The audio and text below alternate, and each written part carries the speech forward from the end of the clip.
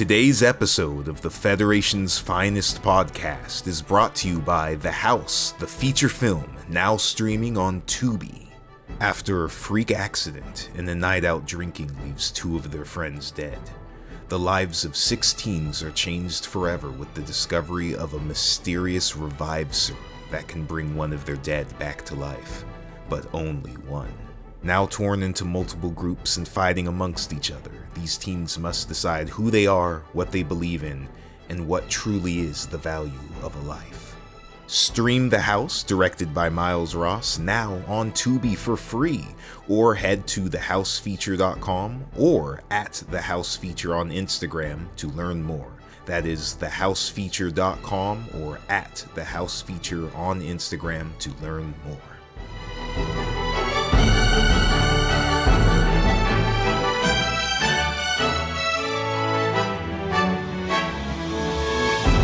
Hello and welcome to a very special episode of the Federation's Finest podcast.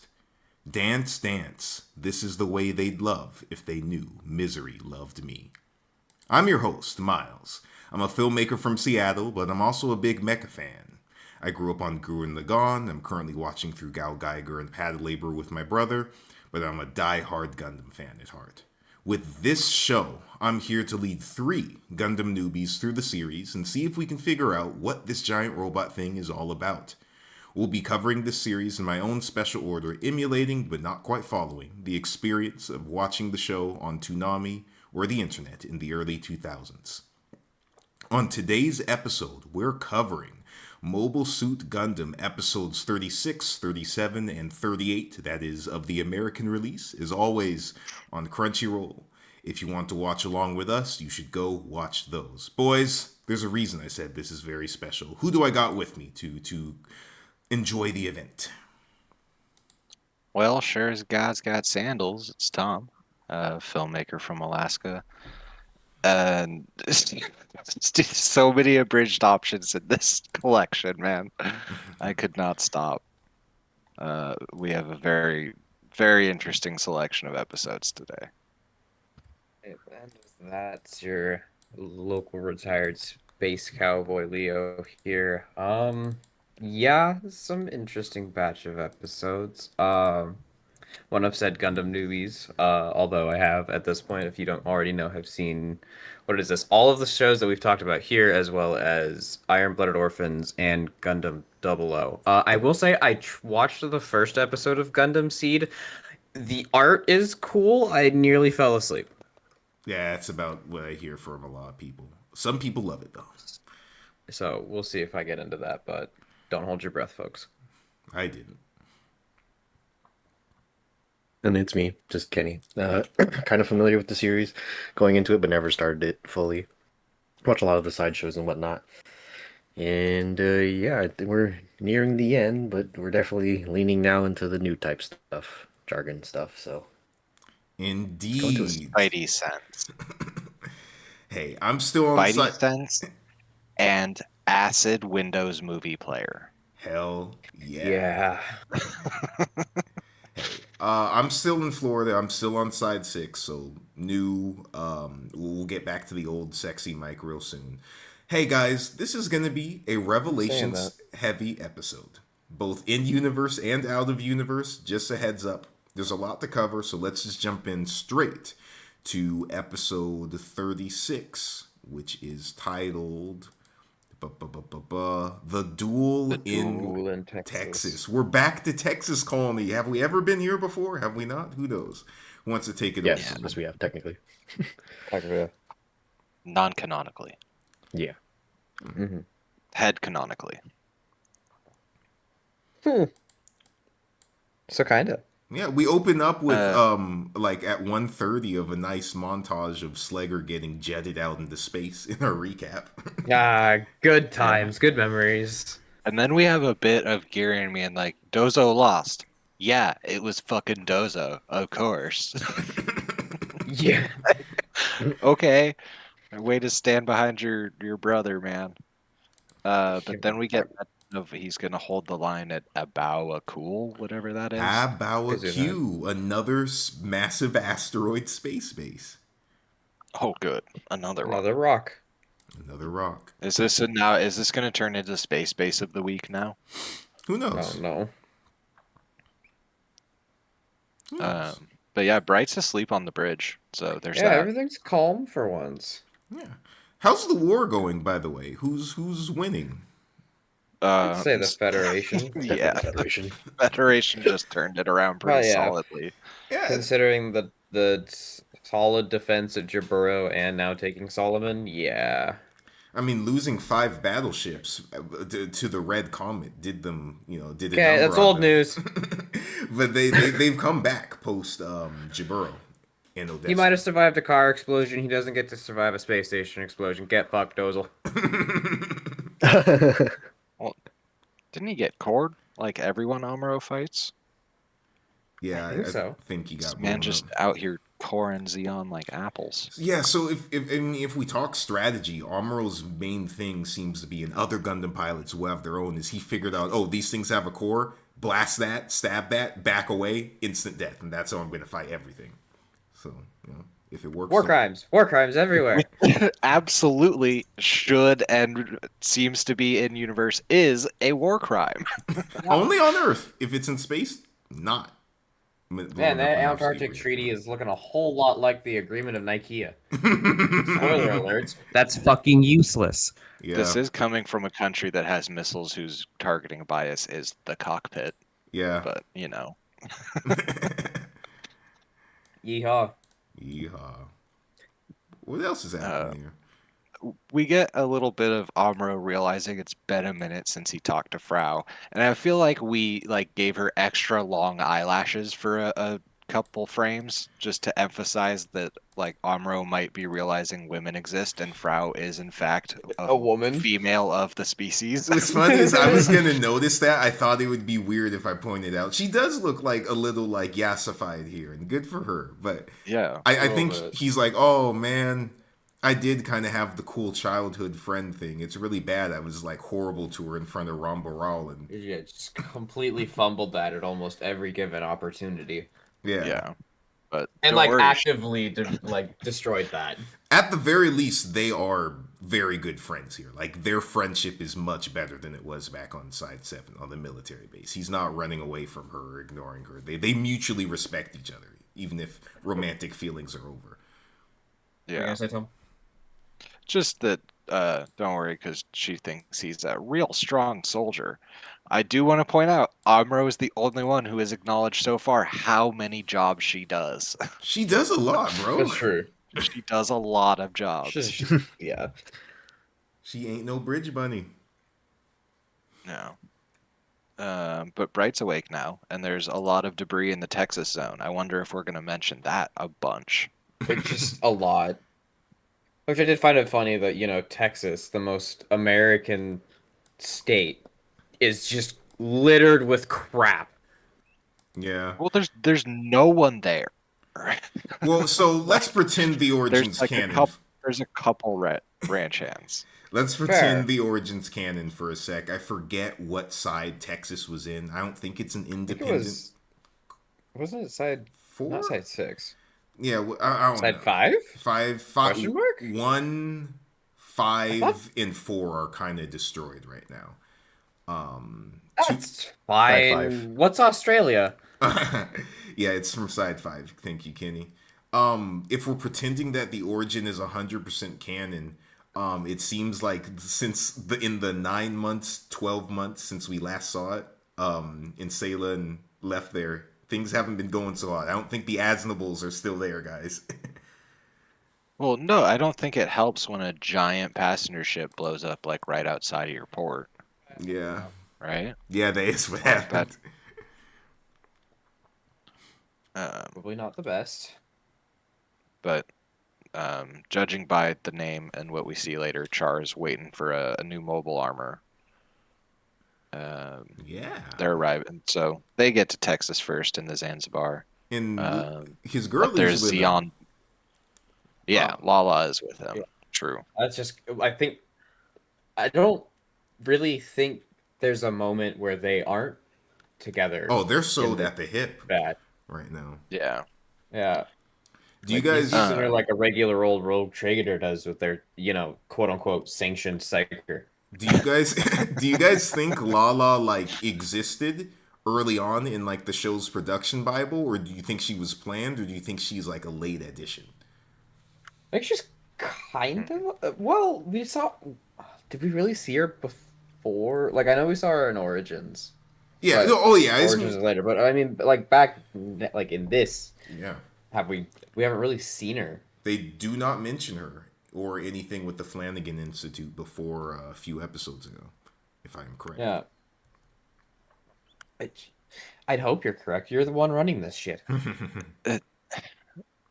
Like, I would like to give Tomino Attack on Titan level credit, but I don't think he's that kind of guy. Oh, you don't? I don't think so You either. think he's a Naruto type guy or a? I think he totally Monster could be Heroes? that guy sometimes. I think some of the things are that guy, but we've seen him act impulsively.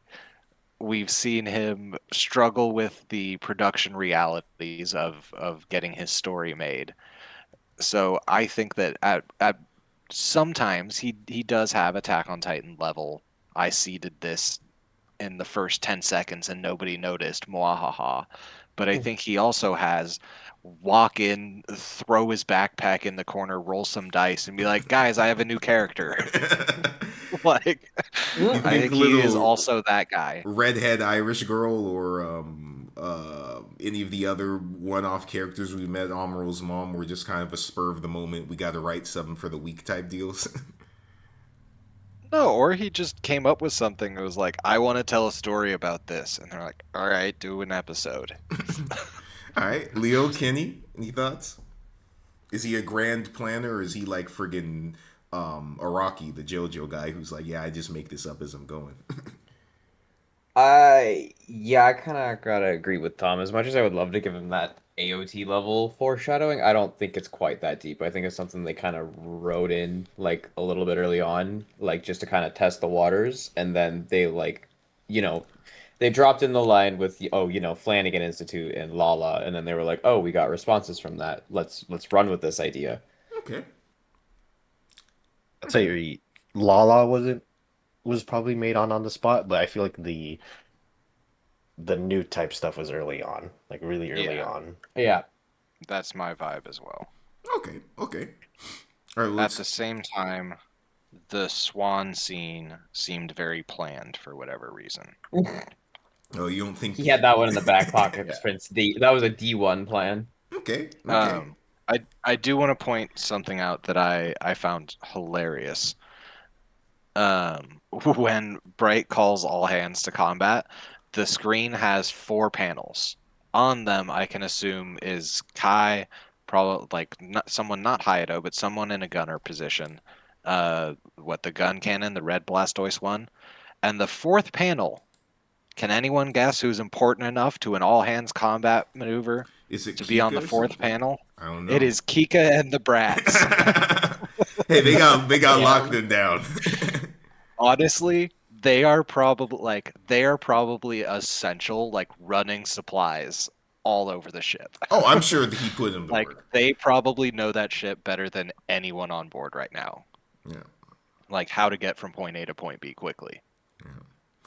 But after that, Mirai and Bright make eyes and emotional words at each other. there's something else that's between those things. Makube? Oh, Sayla getting out of the bath? Yeah. What do you guys think of that? What? No, that's later. No, that's Oh no, it is. I have it right here. Sayla reluctantly gets out of her hot girl bath. Yep, Yeah, hot girl doing hot girl things. exactly. okay. Did you guys have anything more to say about this, or? I Oh mean, no, a fan service scene.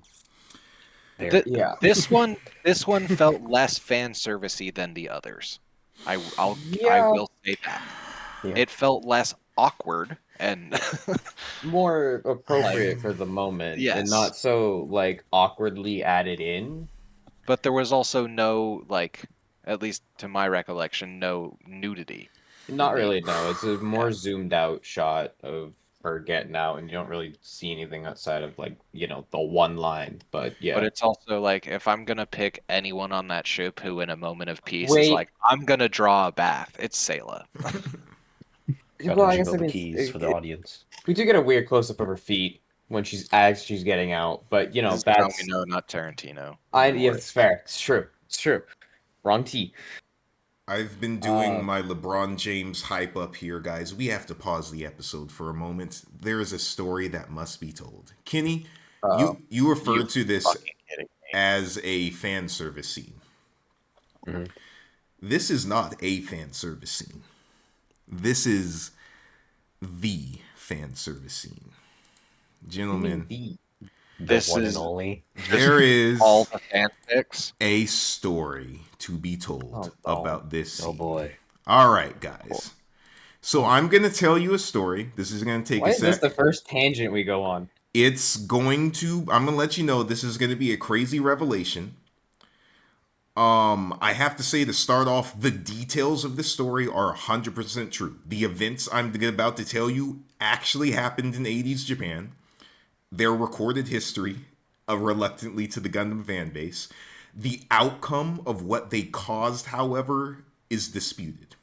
To start off with, what is shonen? Shonen is a young male, an action anime revolving around a young male? Question mark? Yeah, that's what it is. Dragon Ball, Naruto, arguably Gundam, right? But what does that word literally mean? Young male. It is, it's a Japanese word for boy or a young male.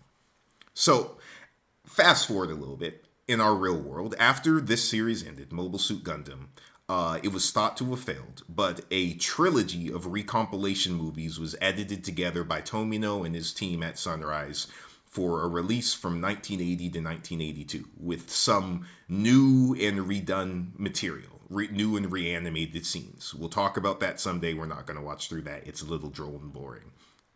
And it's just what we watched. The final of these movies was called Mobile Suit Gundam 3 Encounters in Space, and it came out in 1982. That movie is just the final third of the series on Inside 6, again with some redone scenes. However, famously, that scene contains a better animated, elongated sequence of one Miss Sayla here in the bathtub. This sequence got a little bit more fan servicey. Oh boy. As the legends go, the male portion of the Gundam fan bases, as unfortunately juvenile as it was, who were already enamored with Miss Sayla from the show, started acting a little stupid and goonerish during showings of this movie when she came on screen. Some got rowdy, some cheered, and some went as far as to buy a ticket, wait through the entire movie, and then rapidly take pictures of Sayla in the bathtub when she came on screen. This is pre-internet with a real, developing photo camera, by the way. Japan. Okay. Yeah. That Japan. they would then bring home, copy, and share and sell with their friends in custom magazine clubs in college or at school, hopefully not older than that, alongside other anime girls they liked or had pseudo-lewd scenes. Think zines. Japan. On your college campus. Does anyone know where this is going? Yes, and I don't like it. Obviously, I'm also reading this article while I'm listening. This is shameful behavior. This is going. This is shameful behavior, especially in the burgeoning 80s otaku culture. This is before Japan, Tom. All right, this is before that. Okay. Well, okay. Yeah, this is before fair, the one. Japan has always Japanned. Not always. But the otaku culture with its its bright sides and its dark sides was kind of born around here into the 80s and became what it was in the 90s. Anyways. People didn't like this. Normal, non-perverted people didn't like this. And when these stealth photographers would get caught gooning, usually from a flash going off, they'd sprint out the theater, embarrassed. And when others would see them running away, they'd point at them and they'd call them the pre-existing Japanese word for pervert. Oh no. Hentai. A name that these gentlemen and their magazines would take on as their own, and thus created the modern concept of Of hentai hentai. from this scene. Addendum. So this is debated. Porno mags totally existed in Japan. They had Playboy as far back as 1966. And some scholars will point out that pornographic depictions of women drawn went back as far as centuries. Like, we're talking like ancient Japan times. However, others will point out in terms of specific perversion and gooning towards pre-existing Japanese anime girls in pop culture. Nah, this is kind of the start of it. This is the fulcrum point. Either way, it is commonly accepted that our Sayla Mass, our blonde queen on the silver screen in 1982, and legions of Japanese men trying to make a buck off of a picture of her naked wet body, created hentai as we know it. Yes, Gundam technically created hentai, and yes, Tomino knows this and hates it. That is... I think I could have gone the rest of my life without knowing that information, but now... I don't... Yeah.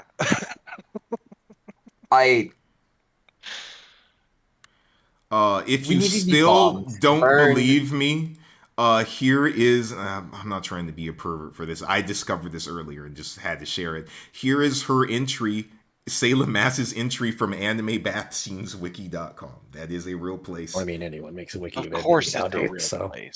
People are it's a weird real about fucking this. place. But yes, No. Sayla technically created hentai, which is insane to me. That is... A butterfly flaps its wings in Africa. I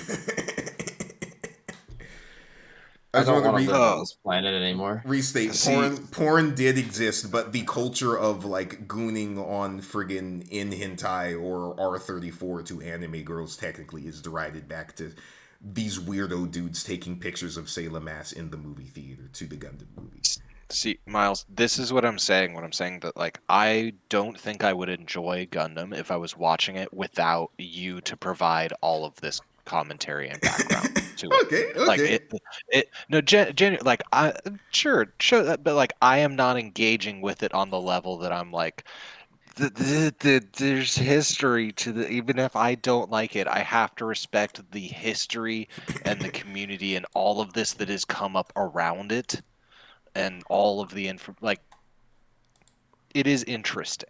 I will give it that. That's why I'm happy to do the show. Maybe you'll like different entries later too, because things happen. And final thoughts before we leave from this, gentlemen. Nah, man. Anything that gets me off this topic faster is bliss. Okay, we can carry on. Yeah, just control yourself out there, boys. Don't be Yeah, weird. we got Makuve, and he's got a thing called the Garn. Gian. No, Yes. sir. whatever you just said was not a word, and I don't accept it. We're calling it the Garn. GYAN, the YMS Yeah. 15 Gian. No. GYAN I will is say Gian. he pronounces it more like Gan. Yeah, in this show he says it like Gian, but it is the Gian. Jan. Hey, Jan.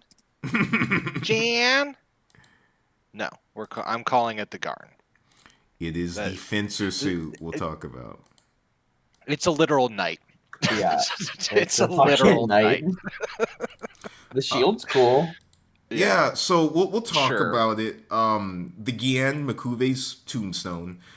There's not much to say Cool. except that it is 100% Makuve, being 90% melee, and its only ranged weapons being rockets and spikes. 10% French. Yeah, So stupid. it's a big fencer mech. Big thing to note is it has beam weaponry. That It sword has a beam sword. It has a beam saber, and if it's not obvious enough when we talk to the Gelgoog, which is the real showstopper, for reasons we'll get to, the Xeon scientists at Xeonic decided to split the difference and make a beam saber mech and a beam rifle mech, splitting the Gundam's capabilities in two. Which one do you think was the smarter choice, gentlemen? Oh, Oh gosh, golly gee there, Captain. Dude, come on. Even the Karrakin trade baronies know if you give your mech a giant shield, you also give it an exploding lance that, manufactures its own exploding tips after you punch the first one through your enemy. Hey, do you think it's Yay. better than a Gundam? This thing? This thing. Absolutely Clearly not. not. No. Cool. This cool. is honor guard ceremonial nonsense. This is Makuve having an unlimited budget and saying, I get to build what I want. Look at me, Challia. Aren't I cool? Pretty much. Yeah. Look at me and my rocks and my what is it? The Look fucking at all of my pieces. gems. Look at all of my shiny Yeah, things and look at all of antiques. Aren't I cultured? Oh. But yeah. But we get our first mention of debris making it hard for people to spot. Yeah. I'm very curious to see how the fuck that #1 hated character acts that you posted earlier, Miles, because Makuve is a #2. So one of the okay, this is gonna, we already laid into Japan a little bit. I don't want to do it. One of the things you'll learn is I'm that not laying it in them. it's fine. No. When I say Japan is always Japanned, I am both lambasting and praising them in equal measure. We're a bunch of Westerners talking about a show we love and a culture we love. Here's what I gotta say. One of the things you'll learn is we're talking about a Gundam favorite character list from like the year 1999 for the audience at home. I don't have it on screen.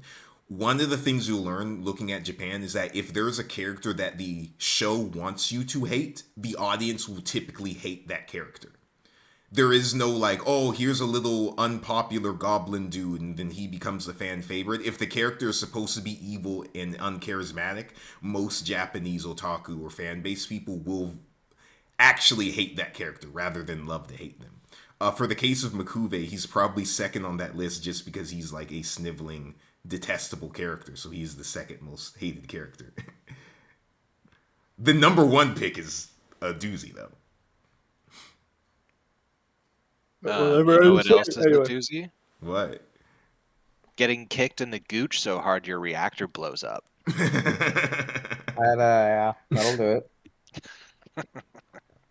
Spider Sense gooch kick. Like, that is new levels of Amuro just disrespecting his enemies. Yeah. And then we get our, like, Hayato's gonna die soon, guys. You think Hayato's gonna die? Oh, just to cover, we start a space battle at about like 7:38 minutes. That's what we were talking about. But yeah, Hayato he's a little weak. He keeps talking about how he wants to fight, and I feel like he does go out there in the end and gets kind of knocked around. I can't remember, but he's talking too much about how he wants to get back in the fight. I'm worried about. You think he's waving death flags? Yeah, it's a side character's talking too much, guys. Valid. I'm worried. Well, we did say that his trauma was up next, so maybe his trauma is just death. Well, that is what happened to Ryu. Got injured and hung around. That's true. I feel like Ryu did his time before he showed up. Yeah. Being one of the only well-adjusted people in the entire show. Yeah. So That's why they had to get rid of him. He was too much of a controlled variable. Yeah, so we jump back to Texas, and we get a mention that Lala hit targets with 70% accuracy.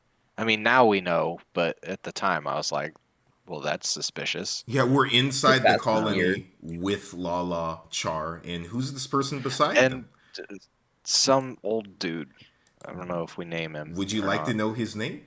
Hold on. Was it? Wait. This is Dr. Flanagan.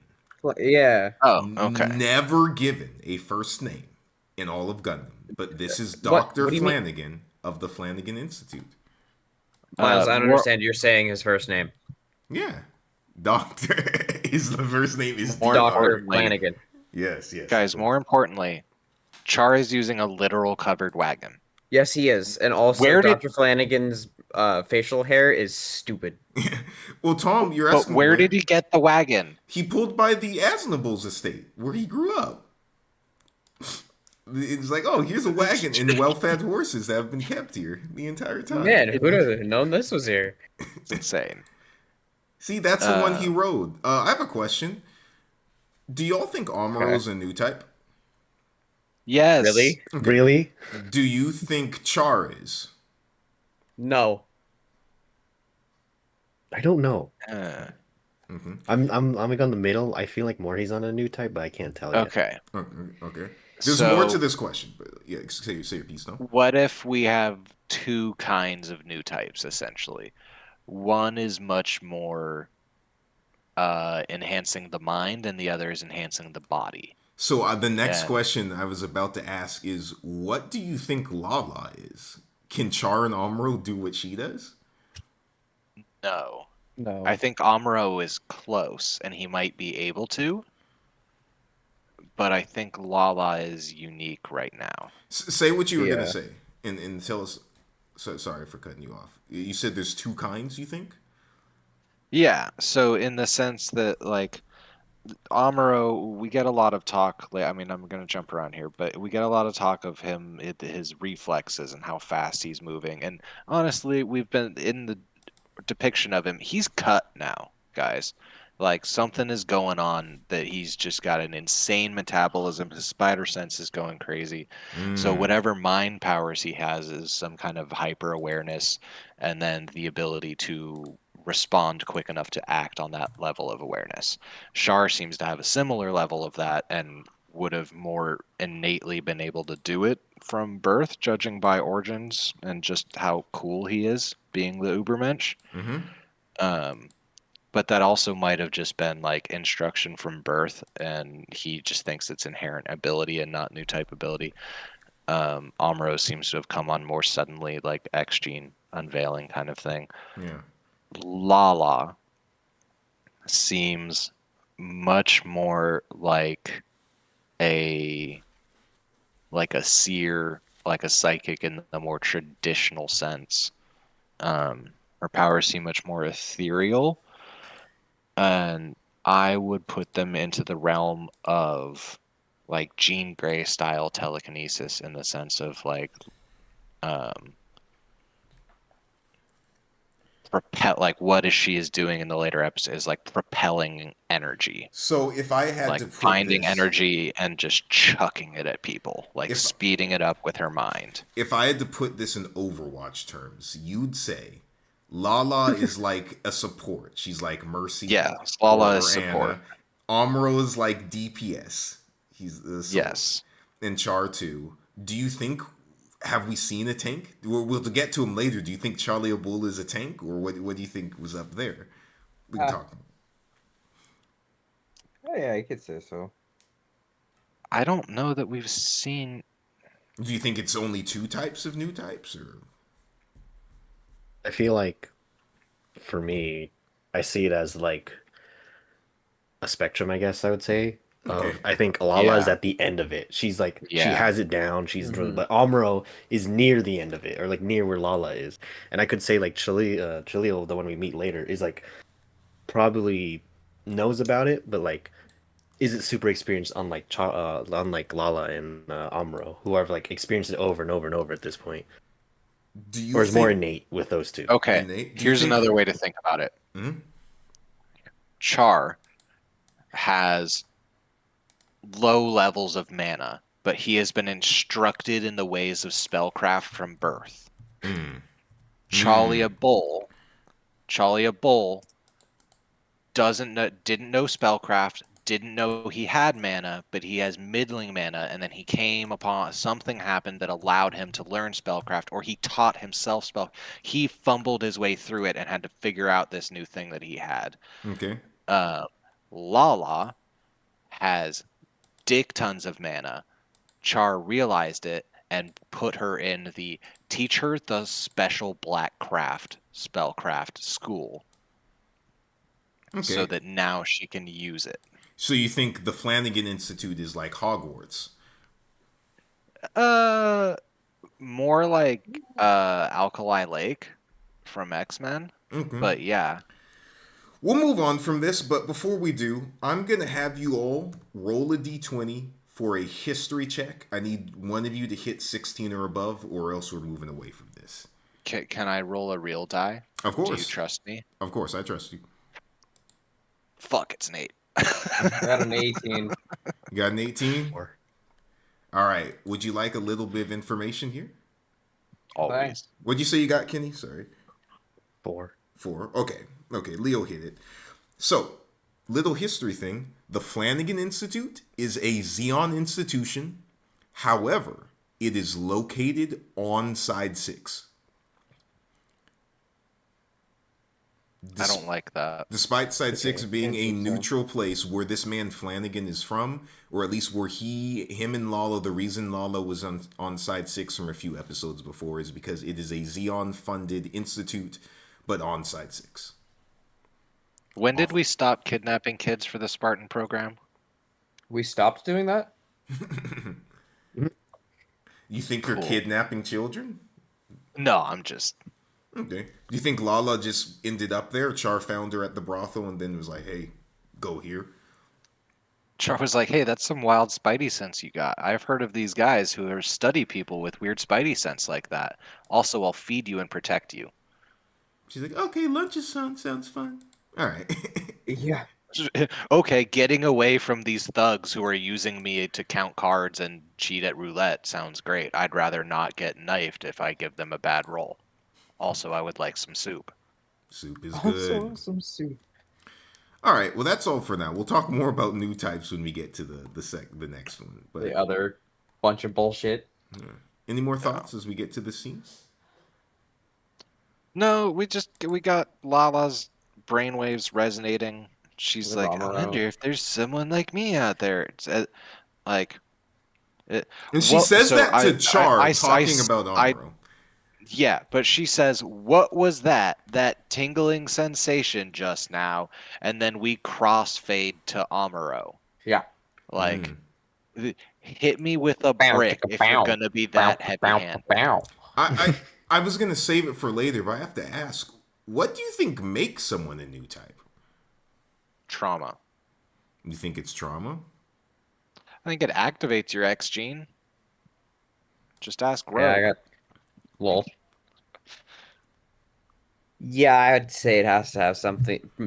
I said it in the previous episode. Like stressful environment, I guess. Yeah, sudden and Stressful. aggressive dump of adrenaline. I don't know. Yeah. Who are all the new types you think you've seen in the show so far? Mirai, Amuro, Char, Lala, Challia. Lala, Sayla. Okay, so we just threw some things there. We're thinking Sayla and Mirai are new Sayla has types. the spidey sense later. I clocked it. I'm pretty damn sure. It's in my notes somewhere. She had a spidey sense. Okay. I don't know if I caught the spidey sense, but fuck, what was I gonna say? Do I want to do I can things? agree with. Dude, we've got so much to get through. Let Yeah. us burn through it, and then you can PowerPoint. Let's Right, run through- we're at the power. 48 minutes and we're halfway through the first episode. It's all good. Keep on going. Yeah, Amuro mentions, now I can predict their moves, even though they're experienced. So, he's just coring dudes out. I mean, it's just Rick Doms, but we're just killing red shirts left and right. Yeah, all leading him to Makuve. Yeah, with his little barrage of shield bullets. Yeah, with this fucking nonsense. Yeah, and he does like his little backhanded tech of like, come at me, bro, and then he jumps away. Haha, exploding asteroid. But, you know, spider sense. Amuro Yeah. doesn't do that. Do you think Makuve is a new type? No. No, I'll tell I you think right he's now. dead. I think Makuve He's too is pampered. 6 feet under. Yeah, but we have this really dramatic series of shots of just big hallway, big shadow. Yeah. And Amuro like hits the button and then like holds on to the airlock and rides the door up like wee like a little kid riding a cart in the parking lot. I didn't think about That's that. true. Cracked me up. Man in the hallway. We get our Dishes. first mention. Sorry, Okay. of the Elmet. or Elmeth, whatever it ends up being called. Elmeth, yeah. Elmeth that Lala wants to use. Lala's doing her like gravity is a suggestion thing. Yeah. Which is she barefoot? No, she's got shoes. She's got slippers. little. She's got little lady Yeah, so sandals slip-ons. on. Yeah, slip-ons. Char's like Makuve's out there because he's trying to embarrass me. Get the rolls dice. Galgug ready. Gelgoog. Gelgoog. Sure. That's how Taco Bell makes their menu items. Oh, just Um, grabs a Scrabble bag and shakes it. would you, Yeah. Kenny? I'm not gonna say it, but I have to bring this up. So a lot of people have debated where these mech names come from. Tomino has totally said some of them are nonsense, some of them aren't, some of them totally are named after things. We will reach a Gaza later on in Zeta Gundam. There is some literature and some theorizing because Gundam partially, if you haven't noticed, is inspired by the Vietnam War, which ended a few years before the show aired, that the Gelgoog is supposed to be a Japanese pronunciation and phoneticization of the kill Gook as its name by Tomino. Why he do that, why Sunrise would let it go through, how that got past anyone is crazy, No. but that is one of the things. We'll get to other mech names at some point, but I had That is like you've been on the rack for 6 hours to reach for that straw. And It you're is still crazy. not long enough to get it. It is crazy for sure. But it is our Sayla killed 3 Rickdoms in this fight. She's getting by the good, way. isn't she? Yeah. Yeah. Real good. Some might even say Spidey sense good. Yeah, I mean we skipped past it. Fucking Hayato. I just want to say, you guys think Mirai and Sayla are new types? Mirai has a thing later. She resonates with Amuro. Okay. If you're asking me Mirai? to name new types, I'm not gonna leave her off the list. Okay. All They right, would definitely be right now, in my opinion. okay. Yeah, I mean, I could see them being new types, either and or. All right. Hey, look at Char's wicked cool commander type Gelgoog painted red. Well, no, I want to talk about how the asteroid trap triggers spider sense, but the airlock trap doesn't. Yeah. Hey, Because I don't know, we needed it to kick up this awesome sandstorm for the entire episode. heck yeah. Yeah, that doesn't go away. I love Air is leaving the entire episode. I hate sand. More slowly Gets than everywhere. before, but fast and hard enough the entire time to create an aggressive sandstorm.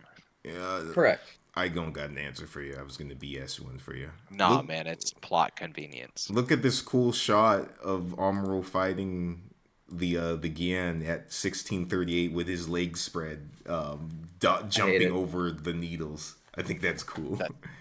Hilarious. That is such an Amuro move. I will say I did enjoy it when he flew up to the top side of the side. Yeah, the ceiling. Yeah. Mm-hmm. I liked this moment of tiny floating mines, and Amuro's like, "What? These won't hurt me," and jets away. Just It's gets like rocked. no, because he said they won't hurt him. He's fine. Like one of them explodes. He's like, "What? These won't stop me." It's like, all right. Well, you said it, so they don't. I guess. Yeah. Fuck me. I'll just take a picture of this for you guys. This is from the Gundam wiki for the Gian, the YMS-15 Gian, for the audience at home. Here are all of the armaments the Gian has, period. It's just a beam saber and then shield rocket shenanigans. Not much. No. But speaking No, of no. hide bombs, White Base is just playing hide and seek shots with a Musai and a Chevet outside. Well, it was 2 Musai, but they hide and seek real well at White Base. Those Chevets are actually Which really is- powerful battleships, but Yeah, but Miles, this is the first time we've like properly used space terrain in a space battle. Yeah. Like I sent a message to you. It bothers me how they treat space battles like wet navy battles. Like Elaborate. we have 3 dimensions. Let's use them. There's no like coming from below or on or above the plane of the ecliptic to like smack our enemy that way. Like it's just all right. About face. Point the guns at them. Pew pew pew pew pew pew pew Fire. pew pew. Yeah. pew. You're not gonna get crazy stuff like Halo, the battle between mendicant bias and offensive bias. If you get a chance to read that short story, give it. That's so cool.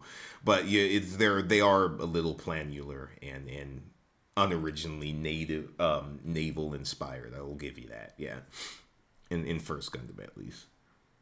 Yeah, and I mean part of that is that there's nothing for him to really go off of, and there's not really demand for realistic space battles yet. But if you think so, Mirai peeking over that little rock, the asteroid, and blasting and ducking back down is like, oh, if those are new type abilities, they're manifesting. I'm thinking back to her parallel parking it back in just inside of a stadium with Yeah. like 3 inches of clearance on each side. She's just Austin Powers did. Girls Got Yeah. Talent. Char, But yeah, Char shows up with Makuve. yeah, Char joins in. He's shooting like huge, an asshole, this fight. explosive shots. Like whatever Yeah, he's I do firing say is the just sound. I love blowing the stuff sound up. of his gun in this. Yeah. But we get a lot of zooming around and blowing stuff up and taking shots at each other, but nobody actually, getting hit at all. Yeah, no real hits. I love this Like, little nobody- moment at 1939 when he shows up and they have a little like Starscream Soundwave or Starscream Shockwave moment of Makuve being like, Yeah. "Don't get in my way, I've got this," and Char's like, "But you'll die." No, and then he dies. No, Only if he kills me. Yeah. Oh yeah. But then we do get our like classic Makuve fight style of like, haha, I've run and dodged like a little bitch long enough that you're out of fuel. Anyone else think his beam saber was a little wobbly? Oh yeah, it wobbles for a second. Yeah. I don't have an ideal for you. The beam weapon, yada yada yada, is a higher output than the standard Earth Federation beam saber, and it was specialized for piercing rather than slashing. That's all I got for you. Without reading some Japanese. He doesn't fight that way. Well, he does stab him as Amuro the 20 exactly 20 minutes. Amuro's doing the dodgy dodge as he's trying to stab him over and over again. Yeah. Yeah, we cut back to briefly to Kai getting kills and being useful back outside. Oh yeah. But of course, Char is once again being like, I'm just gonna kind of sit back and let Gundam kill someone for me. Yeah, gets another piece off the puzzle or off the board. Yeah. Let's see. Oh, I have in here Gundam Super Hug. Yeah. And then Lala like sends Amuro a psychic message of like, "Stop fighting, you've already won." And then Makuve's last words, guys, send that vase to Lady Challia. It's very valuable. And then acid trip on the vase. Also, 2107 Ash's 30 Taros make a special cameo. I had that down in my notes. Yeah. Keep going. I have something for the episode end. But yeah, acid trip, base. Rip Makuve. Well, no, we don't really acid trip that hard until later. The real acid trip. And then fucking Char's snidey ass line. "Oh, just as I expected, you can't beat Gundam from atop your ivory tower." That's a classic Char line, though, dude. Like, also, you 100%. can't get more ivory tower than like, look at my literal night Makuve. mech suit. You're right. That's fair. Like, Char's Gelgoog blocking that nuclear radiation. Lala's perfectly fine unless they all have super cancer. Oh yeah, she's fine. I mean, fine. what's it gonna do? Give her more powers? Yeah, she can become an X-Men you're now. telling me we don't have over-the-counter Unkital meds? Over Omega level mutant Lala, she can see through beyond time. One a day cancer away by men's. They probably had something like that. Yeah. But yeah, we end on Amuro staring up at the plateau, being like, I know someone's watching me, and it's not Char. And then, we open on exactly that. In episode 37, Char and Sayla. Before we move on, one thing. I'll be quick No. with this. I'll be quick with this. Miles. I know. Oh boy, another revelation. Another revelation. We never get to know what Hey, it's not Challia like- and Makuve's big master plan is. That is never revealed. I was not holding my breath to find that out. Whatever it is kind of bunk. However, there are theories. My guess, they were trying to do an international resource ring. So, step 1, let your brothers do their stupid space genocide war for Spacenoid independence, which Challia never talks about, if you notice. Step 2, pillage the Earth for rare minerals, rare metals, artifacts, and natural resources, while the Fetties and your brothers are duking it out. Step 3, let the war end and come out as the only financially viable faction. Step 4, profit. I think Challia and Makuve were just in it for the money. That would not surprise me. My Yeah. biggest piece of evidence, Leo, if you got a sec, can you just branch through and read through the first paragraph of Gotcha. of history there? I still hate the way the Challia's name is spelled. Anyway, Makuve was commanded by Challia to lead the Earth invasion force. 4 months into the war, he was shown parading victoriously in Paris. Ha! French. After Admiral Johann Ibrahim Revel was captured during the Battle of Loom, Makuve would discreetly have a portion of his forces free the Admiral on Challia's orders in order to further intensify the war between Zeon and the Federation during the negotiations of the Antarctic Treaty, aka the Order of Nicaea. Stop. So, yep, he's the one who freed Revel. I don't think they're seriously about the war. I think she and him were like, yo, let everybody go bankrupt and we'll have money. My other piece of evidence for that is the friggin' briefcase of gold bricks that she has apparently been paying Char with this entire time. Yeah. That I know they just mined out of Odessa or whatever they're doing. It's like these two were trying to make it quick, but unfortunately Challia and her best friend are no more. Are you telling me you don't think that Char specifically requested to be paid in gold bricks? I think Char isn't worried about getting paid at all, and Challia was looking at the books and is like, "Hey, you're on back pay. What do you want to be paid in?" And he was like, "Gold bricks." And she was like, "Can't do." And he's like, "Why do you just have solid gold?" And she's like, "Don't think about it." That's all that it's been. I kind of feel like I should. All right, we can move on. Yeah, we get Char sending Lala back to the Zanzibar. Yeah, episode 37. What was her title? Sorry. Char and Sayla. Char and Sayla. So the reason I put Mirai on the list is we get to see Bright's all concerned about Amuro, but they're in their hide and seek space battle, so they can't leave. Frau is uber concerned, but Mirai's like, nah, he's still alive. I just know it. Like, how do you know that? How? I don't know. It's just a feeling I have. While we're having all of this Newtype discussion nonsense, and Lala's here broadcasting her activation beam into space. That like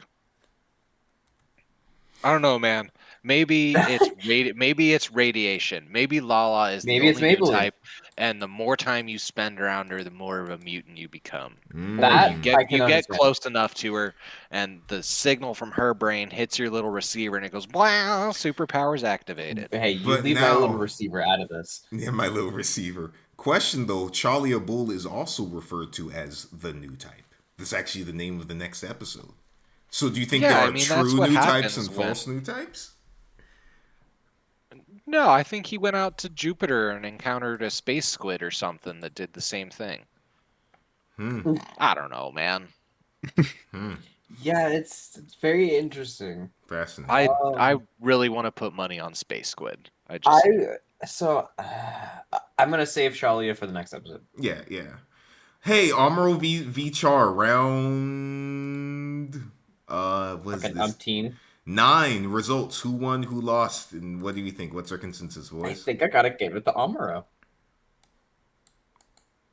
Well, why? really. Actually, I give it to the Sandstorm first and foremost.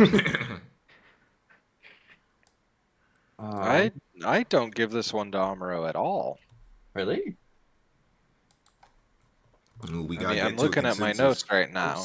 I'm skimming through it. I've got Char gets the drop on him. Amuro dodges with spider sense. Char figures Gundam pilot must be a new type. He's definitely a new type. I'm too accurate for any non-new type to dodge. I'm just too good to miss. That's true. He And must does be a new type. hit it. Okay, yeah. Then Char gets some shots So- off. But here's my is Amuro's like Char's still so good. It's like, dude, he's literally just shooting and moving. Like it Like, nothing he that does over. is that complicated. You just don't understand how to act. Like you have been carried on the shoulders of giants, my child.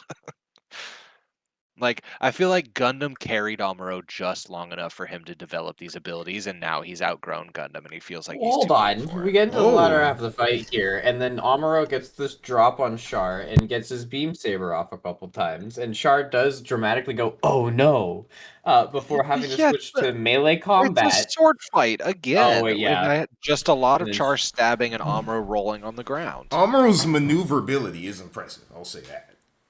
Yeah, he's doing but all- he's We're not just talking about rolling fighting. around on the ground. Like, yeah, it's Char Char- does get sure. not Char. Amuro does get a couple hits in. However, Yeah.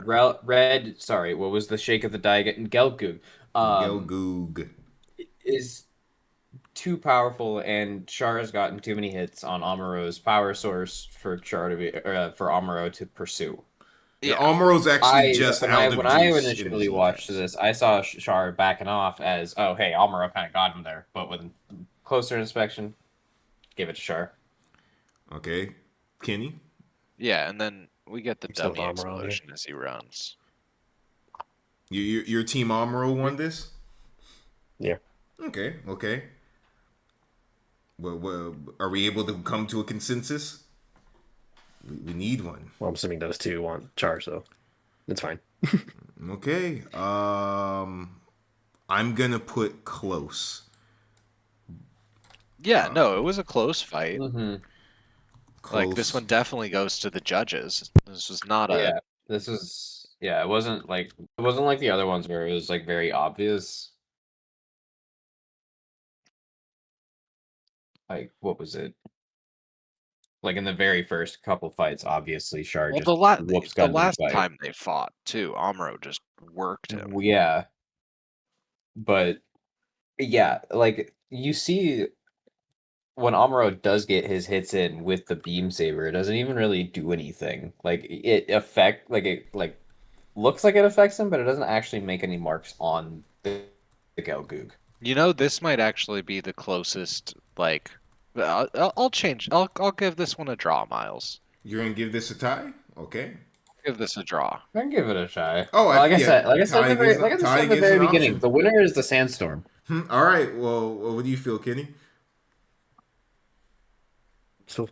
I still feel like Amuro, in my opinion. 'Cause he was already like beaten up from fighting Makuve. He has a disadvantage because he already has lost his gun, so he has to go full melee the whole time, and he manages to disarm Char, and then manages to keep up with him despite being previously exhausted Good with ass movie, point. in my That's a opinion. good But that's ass just how point. I see it. Just because I kicked your ass with a broken leg doesn't mean I kicked your I didn't kick your ass. Good point. Like, we'll just because he call- came in all beat up, that's his problem, man. So then, yeah, Suck. draw. Char's an opportunist. we cool with the draw. Or call it a draw. Okay, Sure. well, that is 4 Char, 3 Amuro, and 2 ties. All right. Hey, real quick, since I know you all don't want to hear the rambling, Gelgoog, the Gelgoog and Gelgoog commander type. Like I said before, it has a beam rifle on it. First Xeon mech you've seen. Sorry, first Xeon mech you've seen that actually does that. More importantly, though, I've been asking a question this entire time, which is, do you think this mech is better than the Gundam? Gentlemen, I present to you the Gelgoog, the first mech that is actually on par with the Gundam in terms of performance output that Xeon has ever made. It operates That makes about sense. 1-to-1 with the Gundam. Char's actually being Char goes a little faster than the average Gelgoog, thus it is actually a little faster than the Gundam.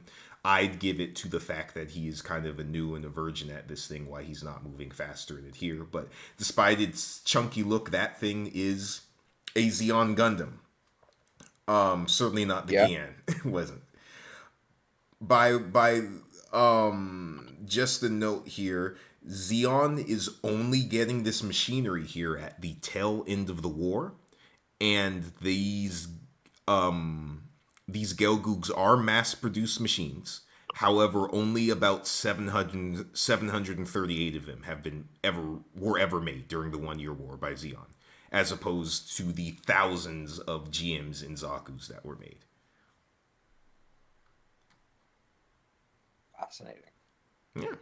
I do gotta say, when Char abandoned after the dummy explosion and Char like abandons the Gelgoog, his little fucking him running away in his cape, like swooshing down, I thought was fucking fun, hilarious. Let's see here. But yep, we're back on the Fetty ship. Yeah, we go back to what's space. his name? Yeah, we're back on what's this guy's name? Oh, that guy. I forget his name. Yeah, okay, cool. Oh, The Commandant? Watt Kane or something. Joaquin? Yeah, Oh, Joaquin. Joaquin. I thought you were talking about the Xeon guy. Yeah, this No, dude no, just Char comes out in the Zanzibar and just chews him to pieces. Like, it's not even a fight. I think that's later though, right? Oh, yeah, that's like a the bit next later. episode. Yeah, Yeah. yeah. We've got a Z cruiser inbound, and the Feds spot them first and just Yeah, and boo, dude with sucks the Mr. suck. with the teal filter on at all times. I think he Yeah, may I just have think green that's skin, bro. like silent running. I think is what they were doing there. Oh, okay, I see the vibe. But he's like, "Oh, we have reinforcements. Let's run to help." That. Oh man, we're dead now too. All right. But Sayla just zooms in and blows up all his turrets by herself, and then is like almost too easy. Also, Miles, Yes, sir. you need to explain. There are a lot of missiles being thrown around in these space combat exchanges. Yeah. Why are they using missiles? Because they're the most effective thing to use in space, but your Minovsky particle nonsense says I can't have my missiles. So your missiles cannot lock onto things. They can be shot straight forward. You're telling me we are using dummy missiles at space battle distances? Yes, sir. No. Everyone is using dummy No, missiles. no, that's a flat out waste of munition. Yeah. I think my guess is when they're at long distances, they use their hyper mega particle cannons, the big lasers, and fire those, and those are most effective. But when they get closer, like within, I don't know, ship fighting distance, I don't know the proper term. You they don't use the you missiles. don't get in that distance. Well, hey, they have them. I mean, are we even sure that Minovsky particles are? Well, they've stated multiple times that this place is flooded with Minovsky particles. Never mind. Any subatomic frequency they block out, besides visuals and sound. So your eyes and your ears work. That's Gundam's Right, shit. but I mean, like you see the dude in the background of the Xeon ship being like actively picking up the like missiles. So I when mean, are they you get close to you, can I have Mhm. a missile with an onboard computer and a camera that can guide itself mid-flight? yes, that is how the Gundam works. The camera cannot have any infrared technology or any like subatomic particle reading things, so no radar, no sonar, no any of that. Because the Minovsky particles will interfere with that. Okay. The best way of thinking of Minovsky Okay. particles is they create subatomic smoke or dirt that's kicked up, so nothing can knock onto anything unless you're right next to it. Okay. Yeah. So, like, again, the opening of the 8th MS team, remember when I kept pointing out that Shiro was You're like... never gonna convince feel me, like- man. Remember when You're Shiro- never I feel like gonna I'm watching a convince me man that eat I a- can't have my missiles. I Remember feel like when I'm you're... eating a man eat a well done steak. You're playing classic like 18th century battleship with everything. That's how it works. You have to like, all right, I think the enemy is about right here, fire in this direction. Did we hit him? Yay. If not, no. You're playing battleship. I think I'm playing more. Hey, missile friend, I think there's an enemy over in that general direction. The enemy is this shape. Go find. Yes. Missile goes doo doo doo doo doo. Found. Boom. Yeah. That's not a dummy missile. You were talking like we're shooting just straight like 14 degrees and 3% elevation, ensign. Fire, and then it just goes in a straight line. Sometimes That's they're just doing a that. waste of- Sometimes It's just a waste of material. Yeah, you can always take a computer, have an AI on the computer, and have that AI lock in via video feed because visual information, photons are not interrupted by Minovsky particles for the most part. Why aren't we doing that all the time? It'd be Oh, so the- much more effective. They are. No, they're not. This is the first time we've seen missiles in ages. Oh, All right, okay. I'll shut up. Yeah, Stop it's talking fine. about missiles. Hey, Char and Sayla in the car. We get the scene. The reunion. Oh yeah, that's a thing.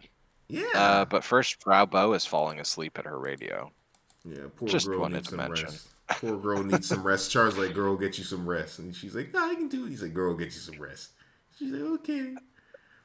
I do like that Sayla is on the radio with Bright the whole time and never is like doesn't do any kind of like Yeah, right. coded distress like I'm with the end nothing. Just like what is his actual Letting this name? happen. Casfall? Casval. Yeah, so Bright, this is where Bright figures out what's going on with Sayla that Mirai kind of intuited way back in Jiburo. Yeah. I love this scene at about 1452 of Char's dad clearly pointing at Degwin and being like, this nigga killed Yeah. my whole family. And then Degwin's like, you see, he pointed at me. I'm next. It's me. I'm the next leader. That's exactly Yeah. what happened. That's crazy, but you're not wrong. Fuck this man. But in you know, particular. Char's grown past all that. He's Yeah. not worried about revenge now. Yeah, but what happened here, guys? What do they talk about?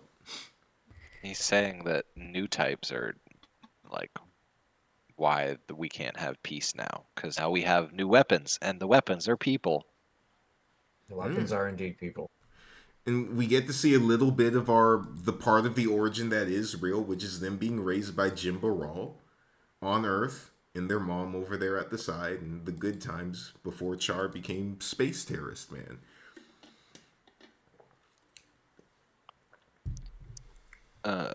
That's a Yeah, way to but call we them. get we get one weird line and one I kind of like it line of the weird one being "Let me see your face one last time, my dear sister." But then I do like his sign off of just like war doesn't suit you, and then just dips. What's funny is this conversation starts, hey, please leave, get out the war, I'll pay for you to get to Earth, live a life in peace. And as soon as he realizes he's a bad, like, he's not convincing her, he just runs away. He's like, all right, well, I give up, bye. Yeah. and runs off in the distance. He knows when to cut his losses and leave. Does Char seem as cool as he once did to y'all? Here late in the series? He will never not be cool. Yeah, I It's mean, Char. he's still a pretty chill character. Do you think he has it all together? Well, not say mentally, but If you show me him not having it all together, it's Fetty propaganda, and I don't believe it. Okay. But yeah, they Yeah, I gotta agree with that. I mean, this man's playing 4D chess at this point. Do you think he's actually trying to manipulate her and it falls flat on his face, or is he being genuine here? No, I think he's genuinely like, hey, sis, I don't want you to die in the war. Here's a bunch of gold. Please, like, leave. This isn't the first time he's shown this sentiment either. I think he really cares about his sister. Okay. I think that's the one part of him that he actually cares about. Do you think he cares more about her than Lala, or do you think it's different? Or... I think he cares for Lala the same way a rogue trader values their navigator. Okay. In the form of we have a business / semi-personal relationship because we work together, and you are of use to me in my game of 4D chess because, well, you have oogity spookity powers, and well, that gives me a leg up around these times. I think he also recognizes that, as he said, the weapons are people now. Like new types are already being used as weapons. He recognizes that Lala will be used as a weapon, and if she's going to be used as a weapon, it might as well be me, who's her handler, someone that she unequivocally trusts and will listen to, and maybe not anyone else. Maybe I get to be the guy with the finger on the psychic trigger. Well, hey, we end our episode with the Gundam getting picked up, and then at 2048 we see it Joaquin's ship torn to shreds by Char. Just chomped. Brutalized. His Salamis is gone. Rest in peace, King. We'll remember you from Luna 2. Yeah, and Sayla got a suitcase with gold bars in it. Yeah. Money. It's afterwards. It is a suitcase with literal gold bars. Like I'm saying, Char was just getting paid in solid gold. He knows the gold. I mean, standard. it's straight up the Pulp Fiction briefcase. It is. Like scaled up slightly. Shiny too. Yeah. Glowing. But yeah, then we end on Sayla ugly crying. Man, she's going through it. Poor girl's going through it. Hey, Well, no, I feel like as we intentionally drew Frau Bow with a little bit more eyelash this time, this was an intentional we drew her ugly crying. Yeah. Just one man's opinion. I'm trying to get the screenshot of it. But episode 38. The new type. Bull. Challia Bull. A fascinating What are we even episode. doing with these names? What are we even doing, Miles? Hey, Tommy Challia. says he likes weird Challia names. Bull. I was not expecting Challia Bull to look like a man named Bull. I didn't know could what the just fuck to go into. Drop the Challia. Well, we opened the episode to back to Solomon, and everything seems right, and even Revel just showed up, and all of a sudden something is just taking out parts of the former Xeon base, now Fetty base, and ships. Like a ghost is just going through everything. There it is again. That resonance. Boom!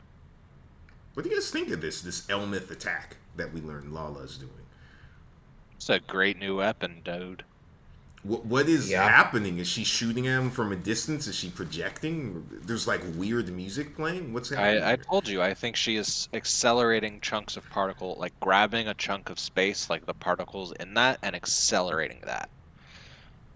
Or she's grabbing a chunk of space around what she's trying to blow up and accelerating those enough that they violently, tear apart at the source. Kinetic manipulation? More electromagnetic. Okay. More of a fundamental force than direct kinetic manip. But yeah, What about you, Kenny, Leo? I think thematically, it's just she's a Gundam psyker. Obviously, they're using the Gundam stuff, so she's manipulating Minovsky particles and hurling them at Mach fuck, as Tom stated. what if she is like a microwave Mm. and she's just zapping the water in everybody? Can she do that to my burrito? I need a burrito heated up. Please help me, Miss Lala. Yeah. Okay, Tom. Yes. We were just talking about Lala. Roll a perception check for me. You know what, Lala, we're feeling purple. Natural 20. Nat 20? All right. Oh. Tom, I'm about to put 2 and 2 pieces together here. What were we just talking about with battleships and Gundam? Bro, I don't know. What we were The talking. missiles and Minovsky particles. Yeah, what is the big thing that makes this universe and space combat unique here? That you can't do subatomic whatevers. Yeah, you can't lock on to Can't do things. radar and stuff. Yeah, you can't do anything with radio, etc. You have to use You're your telling me- eyes and ears to locate things, right? You're telling me Lala is locking on with Minovsky particles? Not with Minovsky particles, but what would make With her having bang. what would make having a new type on your side very useful in warfare like this? If they're able to detect the enemy at extreme range. Yes, sir. Having a soldier that can telepathically connect and figure out where things are without having to see them, better than having to see them in a world where Minovsky particles mix things up, is what makes Lala and other new types deadly. She's casting detect life at like a 5 million kilometer range. Yes. That's really her. That's all right. You know what? I'll give it to you. I like And that. we can presume Amuro and to some extent What is Char she and shooting Challia at doing the people same then? thing. It appears she is shooting just the blasters from her own Elmith at them. They curve. Just a gun. Maybe she's curving them with her mind. Who knows? I know. All right. This man. But yeah. Yeah. Whatever. Fuck you, Mirai's force sensitive. Moving on. Yeah, Mirai's a Well, Jedi. I'd agree. Yeah, Mirai feels something out there calling to him, just like Amuro did. She's force sensitive. Bright deploying the crew. Hayato wants to fight and is tricking the brats to help him. So, like I said, guys, he's going to die. Here's your Sayla spider sense, though, if you can look it up, because I don't have it pulled up. Sayla and Bright have their little back and forth about personal problems, and then I have in my notes Sayla spider sense as a shot hits. Yes, it is right there. Yeah. Hold on. So It's Sayla's on the list. 6 minutes exactly. We get the little lightning bolt. And Oh, like, yeah. Okay. now Yep. it's time for our serious acid trip. Like, Because Amuro this has a goes weird spider sense moment, says something's calling, then he's like bathed in red, Red, yeah. Yeah. while he's like, what is happening? What is this? Yeah. Could it be a laser attack? No, it's kaleidoscope time. Like, As And this just weird ass chant is just going on. yeah, but then we get Lala, and then she turns into like a pancake flesh angel with her head floating in the center of like dress soup. Like, You know, Tom, what the actual fuck? I think you just got an achievement for unique word combination. Pancake flesh angel. Pancake flesh angel. I love it. New band name, I call it. Yes. Pancake flesh angel. That's We 40k are as fuck, pancake- my guy. We are pancake flesh angel. What's up? That is a Cleveland? Drakari breakfast right there. So what do y'all think about this sequence? This invading I don't know of the if I'm dub. Dude, not high I- enough or too high for this shit. This 2001 The I Space have Odyssey. less. No, I was just gonna say I have less idea of what's going on here than I did during Space Odyssey. Mm. And that's literal Windows Media Player. Yeah, let's also not skip over the fact that while this, aforementioned, Pancake Flesh Angel was going on, it just sounds like Amuro is just jerking it the whole time Oh, he's moaning. with the grunting and the moaning. Just constantly. Is it that bad in Japanese too, Kenny? Because his English voice actor is going to work. I don't think so. Is- No, you just dialogue. Oh, it's funny. His I'm gonna look at this English right the voice fuck now. actor is full Frodo moment. What do you guys think is happening here? No, in Japanese, it's Braingasm. quiet. That's hilarious. Braingasm. Braingasm. Okay, you think him and Lala is giving him a braingasm, or is he having one in the presence? No, I think he's Mr. I like don't this really is know the what to first think anymore. time he's really getting like when he was next to Lala and she was doing her thing, watching the swan, or I don't know, killing it. I think he like could feel it, but now he's like she wasn't looking at him, but like the eye of Sauron beamed across, and you've been carrying the ring too long, so now you're like help Do me, you Sam. think this is all in his head, or do you think some of this is real? No, I Or- think he's like full having a seizure in the Gundam harness right now. Do you think Lala has the power to do that? No, I'm like his X gene is awakening. His third eye is opening, man. Yeah. He can see the future. This is one I have a fucking scene, man. question, just going back a few minutes. If we are locking on to people, I said that weird. If we are, the reason we have new types is that they can lock onto ships at far long distances, which we normally can't do, because of Minovsky particles. What are they locking onto specifically, do you think? Brainwaves. You think they're locking onto brainwaves? What about the rest of y'all? You think if there's like an empty ship, can they figure it out, or do there have to be people on board? People. Yeah. They have to be picking up on life signs of some variety, no? Mm-hmm. So if there's just like an empty ghost ship, Lala or Char or Amro would be like, I can't fire at that. I would imagine. Yeah. Okay. Unless Please. there's some, I mean, in the sense like brainwaves, but I mean, in the sense of they are picking up, like, I mean, you have electrical like current and all that, whatever. The human body is basically a potato clock. But that there's some interaction between people, things, and Minovsky particles, in that we could be reading the disturbance in the water.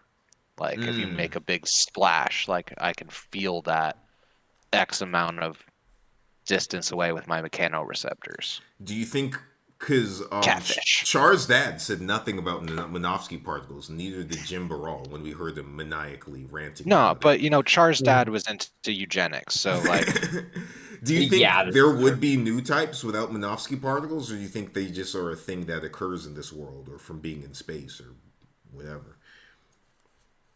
well, when you spend enough time getting bombarded with background cosmic radiation, new things are bound to happen. You know what's supposed to happen when you spend a life in low gravity? Oh, wait, I forgot. We don't worry about gravity in this show anymore. Never mind. All right. Well, we I'll can save my long, skinny, limp people for another series. we can move on as she further flesh pancakes out. The battle continues, but we cut for a second back to the Zabi Royal Castle, still looking evil as always. The big spike mansion. And we meet, who is it, Girin? Dagwood? It's Girin meeting with a new character. In about 9 minutes. Who is this? Challia Bowl. Challia Bull. What a fuck. What do you think of Challia? Or what happens here? Let me start. Red shirt. Red shirt. Villain of the week. Sorry. Red shirt with a little special pin on it to represent that. Ooh, he's supposed to be special. What do we think of him, like, as a person? What happens in this meeting? What's going He on? seems like a perfectly respectable, normal human being who Yeah. is put under Girin, and then there's a weird thing of like maybe he mind reads something out of Girin that he's Oh, supposed to go work for Challia, but like wink wink, spy on my sister for me. But Yeah. you know I didn't actually say that. Wink, do we have an understanding? Wink wink. There is no maybe. He reads Girin's mind. Full throttle. That's true. He does do that. He actively uses his powers in this meeting. Which is a wild thing to do to essentially that you're head of state. Yeah. Where Just is a he bit. from? Jupiter. Yeah, he's at the Jupiter fleet, which we've Yeah, never seen. You know, something happened out there. You think something right? happened? Whatever.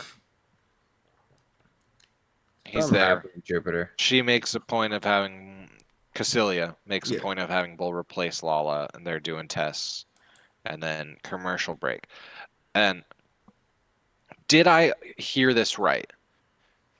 With its current configuration, Lala gets shocked every time she uses the Elmith. What? Hold on. After the Right after the commercial break, he's Flanagan is reconfiguring the Psycom U or whatever, Psychomu. and there's sure Psycom unit.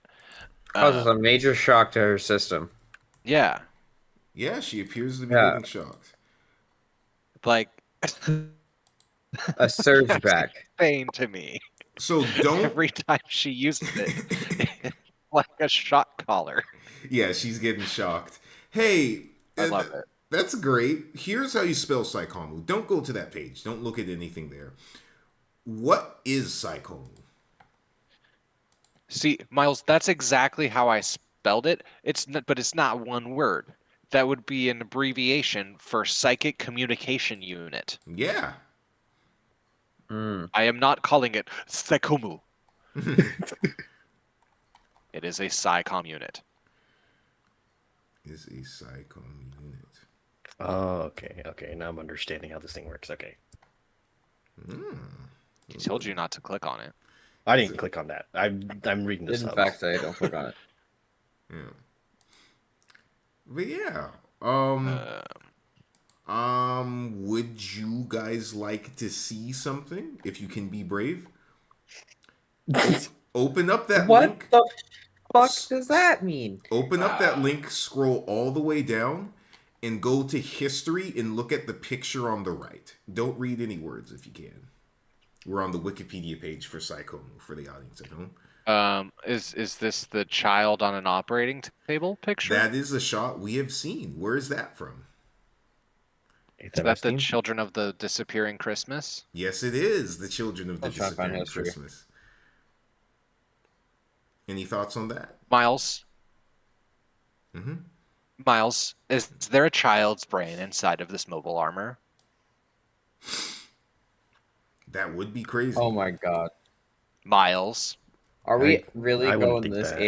Ava with this? That would be crazy. Do you guys think that's what's happening?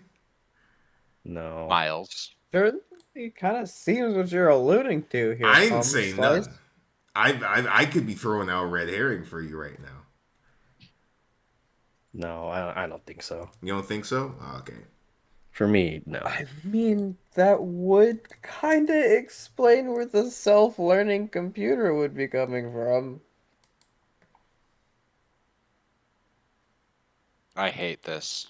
No, I'm gonna stick to my guns. I'm not gonna. No, I don't. I don't think we're in that much of a weird cosmic horror type shit. If you You wild. say that, but we just If had I'm a disproven, pancake sure. flesh angel. All right. We did. I'm just going see to Pancake remind- Flesh Angel. I'm going to remind Kenny and Leo they do have their things. The fuck. You have your force and answer out of me question if you want. What? Is there a brain in the Gundam or some shit like that? Are you using it? No. Fuck it, I'll use it. Okay. What would you like to ask the question? Yeah. Is there a human brain in the Gundam? Are they? There is no Oh, human brain in the Gundam. However, I would be remiss because we're never actually going to cover it in the show. What is this image? Huh? The Is that a brain in the helmet? in the There helmet? are It's a Brabro. giant in the cloned helmet. brains in the Brabro and the Elmith. What? Oh yes, the realistic Gundam show. Thank you, Miles. you've done it. The brow You've bro is done it. this stupid stretchy gun mech that Bull is about to take out, Yeah. right? Yeah, we see that flying So monstrosity. both of these super psychic mechs are carting around like 2 Walmart customers worth of brain tissue. This is fucking insane. All right, putting it Dude, down. Realistic. That's so funny. What? So this is, I'm going to let you know, this is You a gotta go. rare extended material. I'm only showing this to you because it is something that was made, and this is going to deflate it a little bit. This was never approved by Tomino. This was made by Makoto Kobayashi, who is a designer for the series. This has slightly never been confirmed, but there is art showing that the Brabro and Elmith have giant brains inside them, besides just being machines. If you want to accept that as canon, it could be. If you don't, we can move on from it. I'd be remiss to tell you that, but that is in Sunrise official produced material. Do you think Yeah. Zeon is doing human experimentation to that level? I think that if fuck- somebody is doing human experimentation and they're looking for a grant, the first person they're asking is Xeon, not the Federation. Yeah. Definitely for the new types and stuff. So All right. Well, now since you said it, I had to detour here for a sec, but maybe we'll learn a bit more about the Elmeth and the Brabro in the near future. But let's keep on going. Yeah, we have Bull meeting Char and Lala, and Bull and Lala do a little like mind ping info share, and then Bull just turns to Char. It's like, you should be more open minded. I want peace for all of our kind. And Char's like, well, I want it for humans, dog. And then we have like, I had to go get our other roommate to show him and see if he could come up with some reason why we did this. But we go from that scene to a scene where Hayato's up, Amuro found something with the Gundam, and then he says, that's why, and we cut mid-line back to Char. The entire scene is like less than 20 seconds long. It serves no purpose. Yeah, hold on. It is such a sudden and abrupt Okay, cut we for cut back. no reason. I just I got nothing. That's why. Yeah, and then just cut. Yeah, It- but yeah, back to Char watching Bull do test runs. Can't. Oh, believe by this. the way, Get over that. slight update here, slight upgrade here. That thing from with the brain and the Elmeth and everything is by, again, like I said, a Gundam mech designer. It is dubiously considered canon. It is from a material called Solomon Express. We can consider that non-canon. I think most of the Gundam fan base does. It is hella weird for that thing to have a giant brain in it, especially because we see other Psychomu things not having brains in them. I'd be remiss to not correct myself here. However, since you guys did bring it up, I had to show That you. was. Yeah, that laugh was worth the question. I don't care. Sounds good. That was great.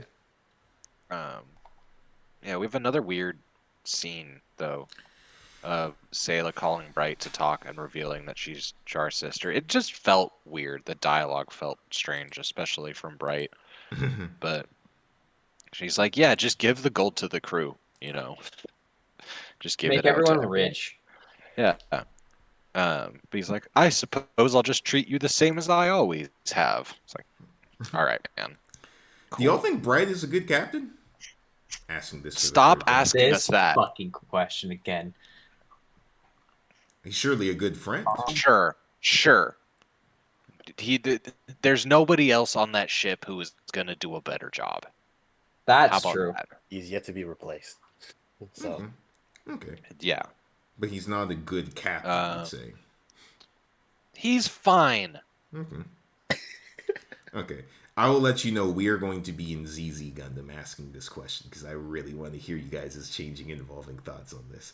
I will make a claim here, which I've been waiting to say. I think the White Base crew feels more like a family than they do a military crew. At least at this point. Correct.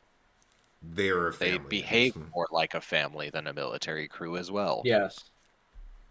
They all care about You each know, other. if you have a name and you're not a jobber. If you're Yeah. a jobber, well, then, you know, And, you know, good luck even- getting out of the crew galley. Hey, Oscar and even if Sumailo. you do have a name, you may not be entirely safe. Poor Ryu. But yeah, we've got possible Zeeks incoming. Crew deploying, including Hayato, who wants to make up for the time he lost. Guys, he's gonna die. Yeah, Amuro closes his eyes and there's like color sparkles, and then Bull does Spidey sense back at Amuro. Yeah, weird stretchy beam suit.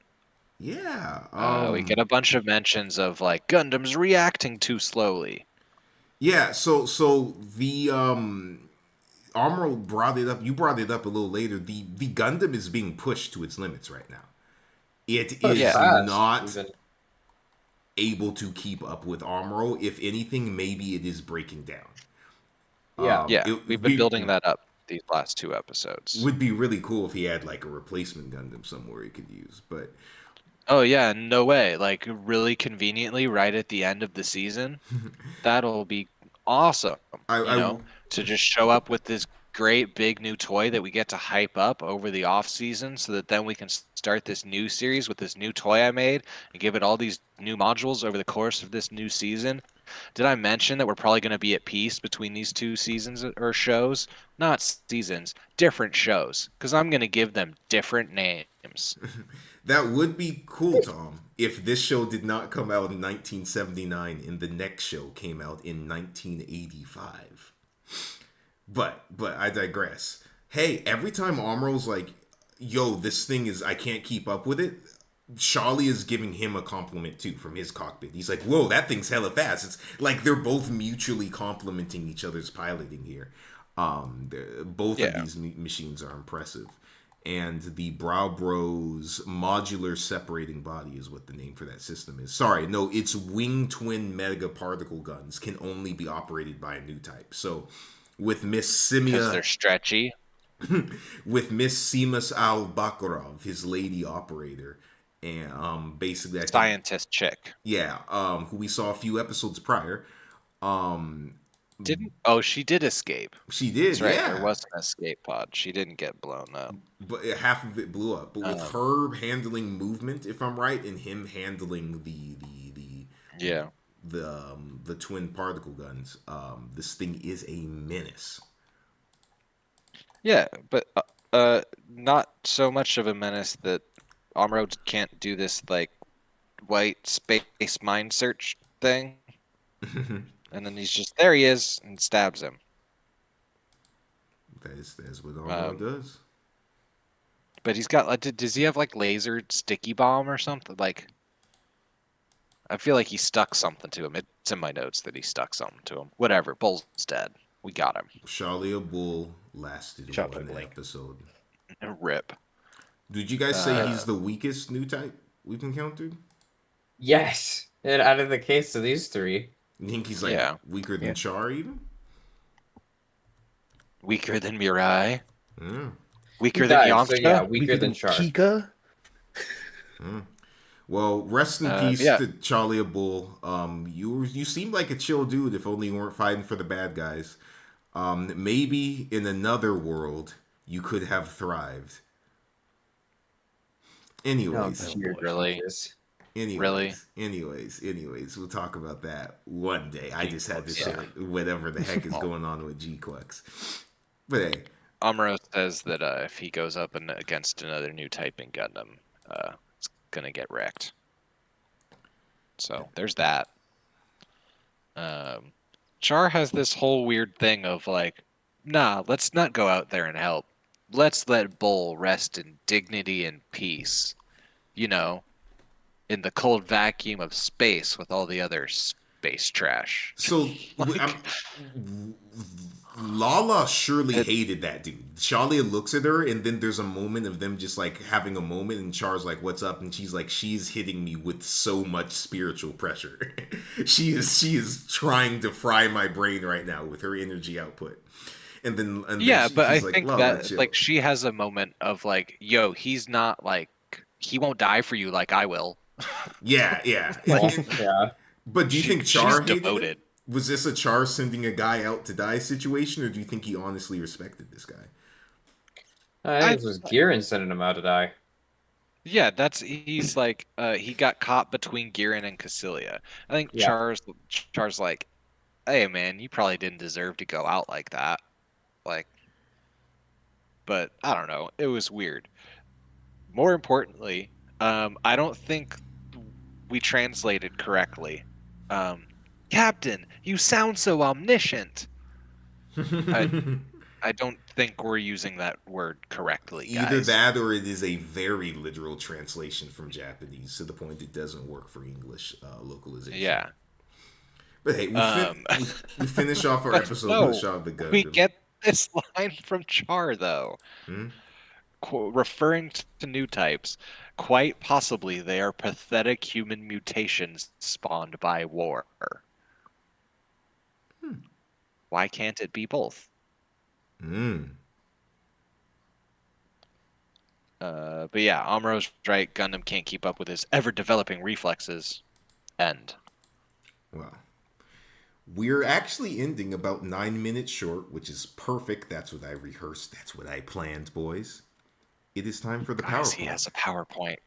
God I'll be damn it. quick, I He has a promise. PowerPoint. We're gonna do this and end because I do got to get out of here. All right.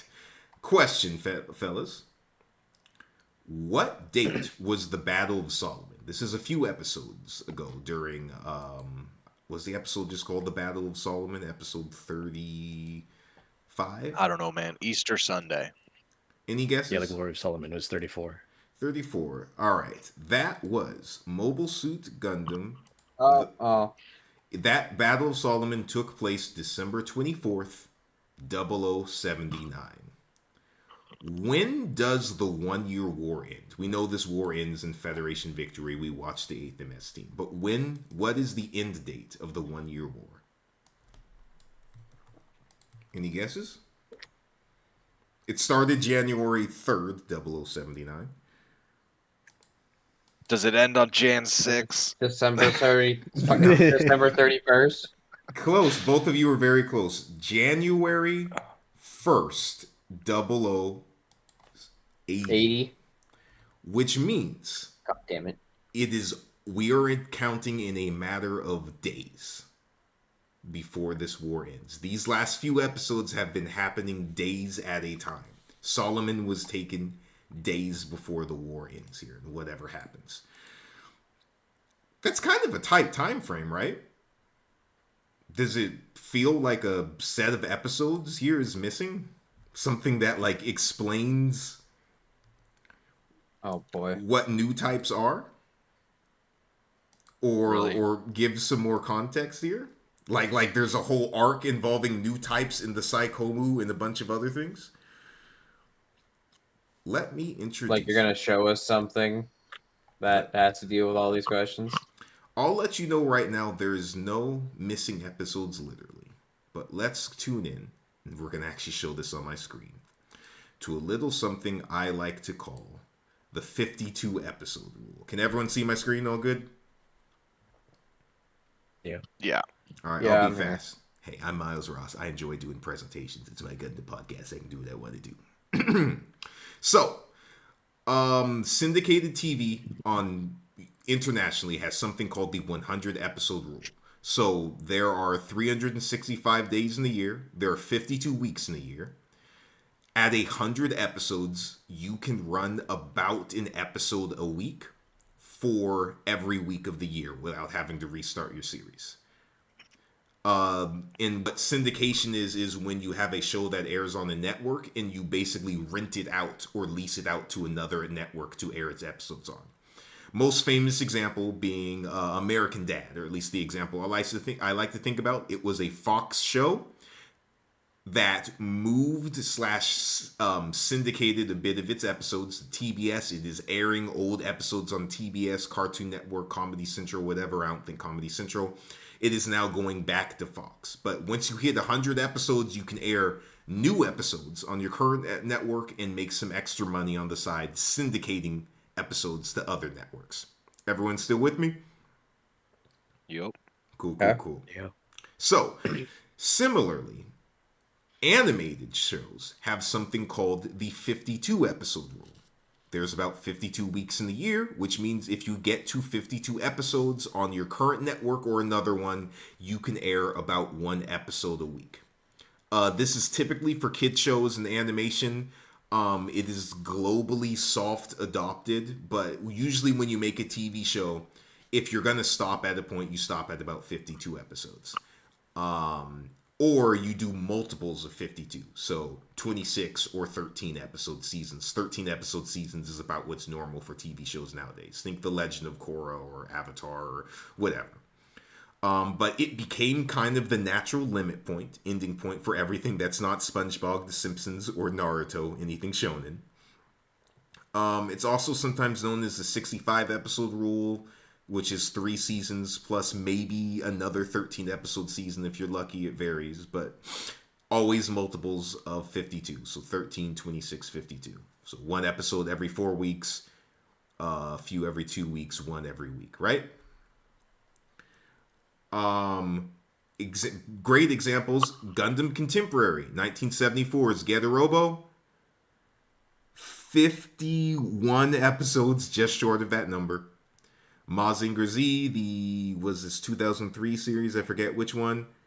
26 episodes, another multiple of 52. Trigun, Cowboy Bebop, Ghost in the Shell standalone complex. 26 episodes. 26 episodes, Ghost in the Shell, 2 seasons of 26 episodes each. All right? Even the Netflix show was about 13 episodes a season, if I'm right. Serial Experiments Lane, 13. Rascal Does Not Dream of Bunny Girl Senpai. This is deep weeb stuff for me and Leo and Kenny. Sorry, Tom. 13 episodes. Even old Danny Phantom hit 53. It hit 52 plus one more episode, right? So, how many episodes does Mobile Suit Gundam have? Does anyone want to check real quick? 43 or 42, technically. Yeah, 43.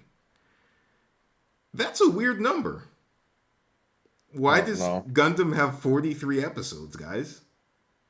So it's missing 9, 10 episodes that explain a whole bunch of shit. The answer lays in the dainty, pristine, perfectly manicured hands of our old friend, Clover. You see, once, for recap, Clover was the main sponsor for Mobile Suit Gundam, Tomino's baby, as it was airing on Japanese television in 1979.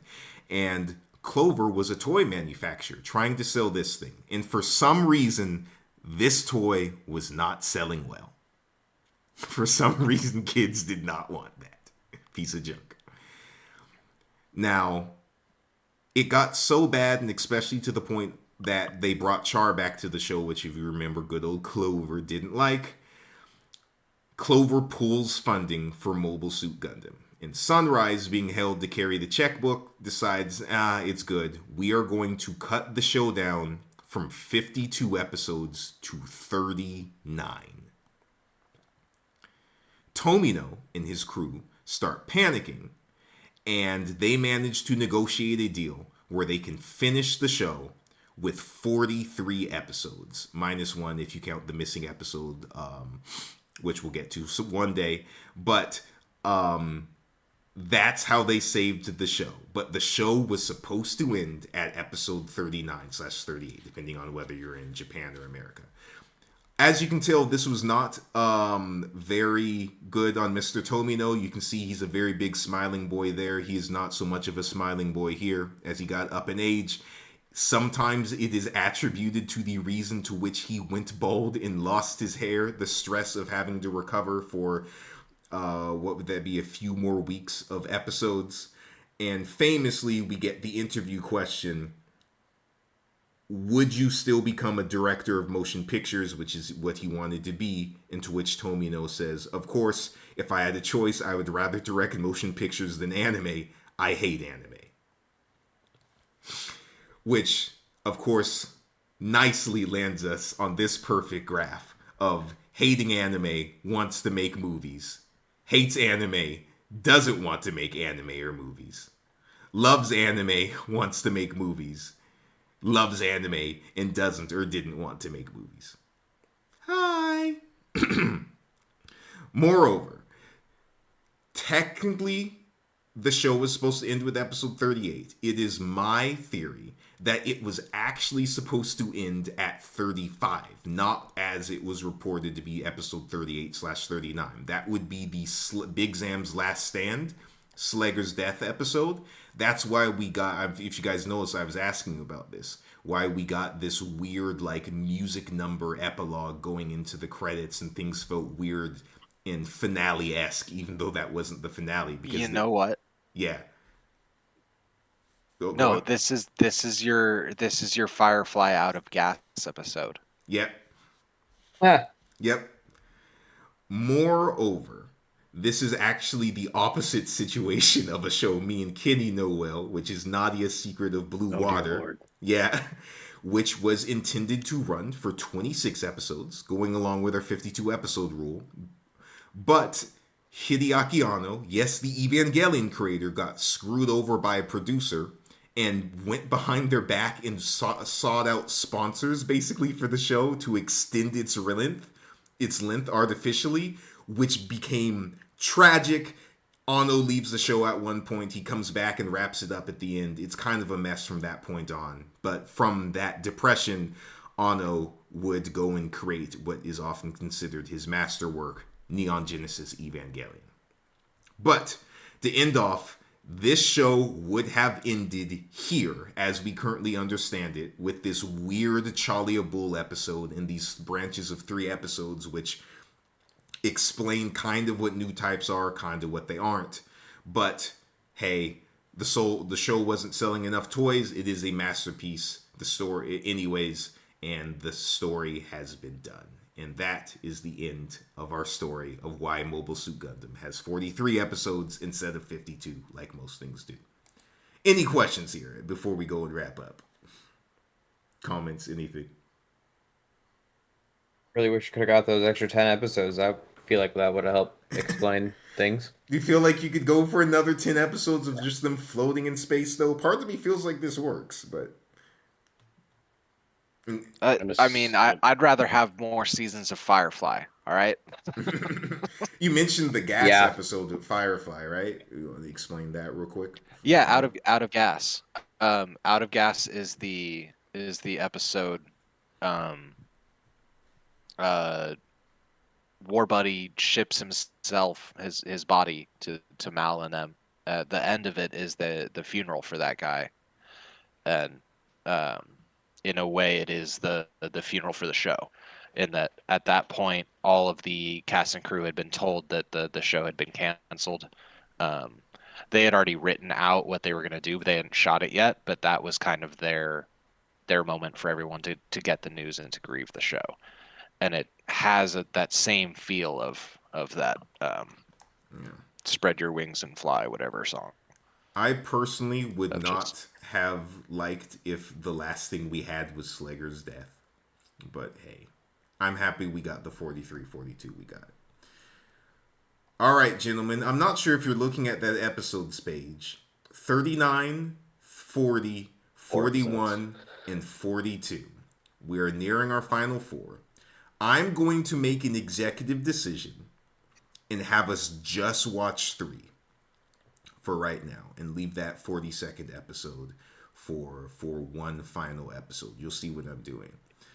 But any predictions where the show could go from here with this short life energy we have left in this journey we've been on? Any guesses? I can't really say anything because I kind of know where I have seen things like way before we started this, so I kind of know where this is going. So I can't really say anything. Okay, we're clearly headed towards an Albawa Q. Tom, Leo. Layla, Lala, and Amuro get into a psychic feedback loop, which increases in power and intensity to the point that it spans all of known space, triggering every single person with an X-gene radio antenna into their head into becoming a new type. And wow, wow, wow, wow, wow, the world is forever changed. Hive mind connects as human experience floods into the mind of other human. Barriers between personal identity come crashing down. And how could you wage war on someone who is literally you? Peace on Earth. That sounds like Gundam 00 at the It sounds like Gundam 00. Dramatic turn. I know. So that's probably not how Tomino ended it, huh? There are 3 more seasons in the show, in a movie called Char's Counterattack. But maybe that does happen. Who knows? Nah, man, I got nothing. Alright, I'll take a shot in the dark to go branch off of that whatever the fuck that was. Shot in the dark. Yeah. You mentioned,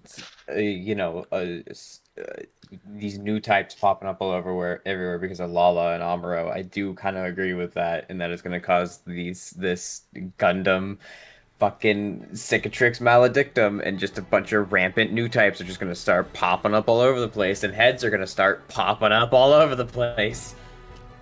Fascinating. Well, hey, we've gone long enough here. We will wrap up for today and resume next time with episode 39, Lala's Dilemma, episode 40, A Cosmic Glow, and episode 41, Space Fortress Abawa Q. Thank you all so much for watching.